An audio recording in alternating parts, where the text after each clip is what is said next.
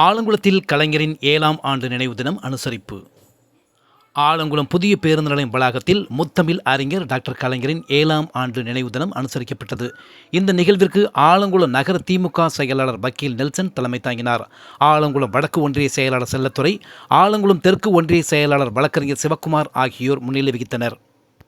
Alangulam union chairman Divya Manikandan, Aladi Ezhilvanan, முன்னாள் பொதுக்குழு உறுப்பினர் பாப்புலர் செல்லத்துறை ஆகியோர் சிறப்பு அழைப்பாளர்களாக கலந்து கொண்டனர்.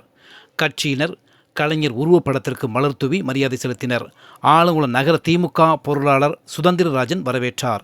இந்த நிகழ்வில் ஆலங்குளம் நகர அவைத்தலைவர் எம் ஜோசப், மாவட்ட பொறியாளர் அணி அமைப்பாளர் மணிகண்டன், பொறியாளர் அணி துணை அமைப்பாளர் மணிமாறன் செல்லத்துறை, மாவட்ட பிரதிநிதி நெப்போலியன் என்ற சாமுவேல் ராஜா, வாசு, ஆலங்குளம் பேரூர் இளைஞரணி அமைப்பாளர் யாபேஸ் பிரேம்குமார், மகளிரணி சரஸ்வதி பாஸ்கரன், ஆலங்குளம் தகவல் தொழில்நுட்ப அணி பிரபாகரன், கிளை செயலாளர் சாலமுன், கராத்தே கோபி, சிறுபான்மை பிரிவு முகமது மைதீன், பகுத்தறிவு பாசறை ராசையா, வழக்கறிஞர் சுப்பையா, கந்தசாமி, மார்க்கெட் ஜெயபாலன், ஜாகீர் உசேன், முருகையா, பேரூர் இளைஞரணி துணை அமைப்பாளர் சிவமணிகண்டன், மாரியப்பன் உட்பட கட்சி நிர்வாகிகள் பலர் கலந்து கொண்டனர்.